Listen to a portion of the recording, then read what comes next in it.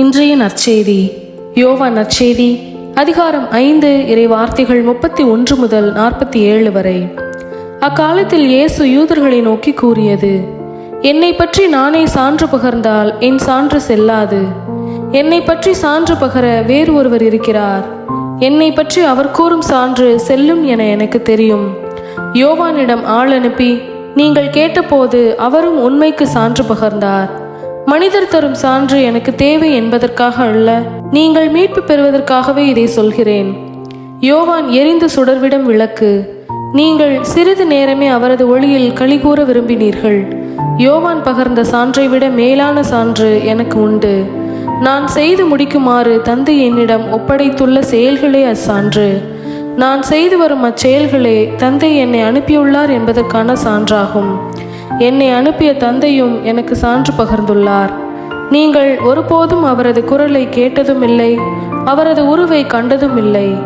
அவரது வார்த்தையும் உங்களுள் நிலைத்திருக்கவில்லை, ஏனெனில் அவர் அனுப்பியவரை நீங்கள் நம்பவில்லை. மறைநூல் வழியாக நிலைவாழ்வு கிடைக்கும் என எண்ணி அதனை துருவி துருவி ஆய்ந்து பார்க்கிறீர்களே, அம்மறைநூலும் எனக்கு சான்று பகர்கிறது. வாழ்வு பெறுமாறு என்னிடம் வர உங்களுக்கு விருப்பமில்லை. மனிதர் தரும் பெருமை எனக்கு தேவையில்லை. உங்களை எனக்கு தெரியும். உங்களிடம் இறை அன்பு இல்லை. நான் என் தந்தையின் பெயரால் வந்துள்ளேன், ஆனால் என்னை நீங்கள் ஏற்றுக்கொள்ளவில்லை. வேறொருவர் தம் சொந்த பெயரால் வருவாரானால் அவரை நீங்கள் ஏற்றுக்கொள்வீர்கள். கடவுள் ஒருவரே, அவர் தரும் பெருமையை நாடாது ஒருவர் மற்றவரிடமிருந்து பெருமை தேடிக் கொள்கிறீர்களே, உங்களால் எப்படி என்னை நம்ப இயலும்?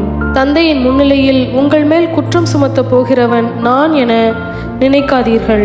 உங்கள் சார்பாக நிற்பவர் என நீங்கள் எதிர்பார்க்கும் மோசேயே உங்கள் மேல் குற்றம் சுமத்துவார். நீங்கள் மோசேயை நம்பியிருந்தால் என்னையும் நம்பியிருப்பீர்கள், ஏனெனில் அவர் என்னை பற்றி தான் எழுதினார். அவர் எழுதியவற்றை நீங்கள் நம்பவில்லை என்றால் நான் சொல்பவற்றை எவ்வாறு நம்பப் போகிறீர்கள்? இது கிறிஸ்துவின் நற்செய்தி. கிறிஸ்துவே உமக்கு புகழ்.